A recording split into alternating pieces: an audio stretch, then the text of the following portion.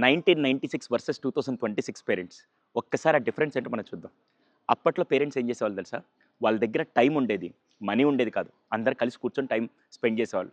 ఈ రోజుల్లో పేరెంట్స్ దగ్గర మనీ ఉంటుంది. కానీ టైం ఉండట్లేదు. అందరూ కూర్చొని టీవీ చూస్తూ, ఫోన్ చూస్తూ తినేస్తున్నారు. ఆ రోజుల్లో పేరెంట్స్ హోంవర్క్ చేపించాలంటే వాళ్ళకి చదువు రాకపోయినా పిల్లలతో కూర్చొని కలిసి నేర్చుకుంటూ, కలిసి టైం స్పెండ్ చేసేవాళ్ళు. ఈ రోజుల్లో హోంవర్క్ చేపించాలంటే అటు చాట్‌జీపీటీ తీసుకో లేకుంటే గూగుల్ తీసుకోవాలని ట్యూషన్ పంపిస్తానని చెప్పి పంపించేస్తున్నారు. ఆ రోజుల్లో వేసవి సెలవులకెళ్ళాలంటే అమ్మమ్మ ఇల్లో, తాతయ్య ఇల్లో, పెదనాన్న ఇల్లో ఇంటికెళ్ళేవాళ్ళం. ఈ రోజుల్లో వెకేషన్ అంటే ఏదో ఒక ప్లేస్‌కెళ్ళిపోయి 10 రోజులు స్పెండ్ చేసి రావడం. ఆ రోజుల్లో పనిష్మెంట్ అంటే అమ్మ ఒక దెబ్బేసి మళ్ళీ బుజ్జగించి అలా తీసుకొనొచ్చేది.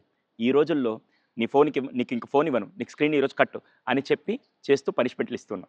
ఆ రోజుల్లో అరే గ్రౌండ్‌కెళ్ళి ఆడుకోరా ఎప్పుడు ఇంట్లోనా అనేవాళ్ళం.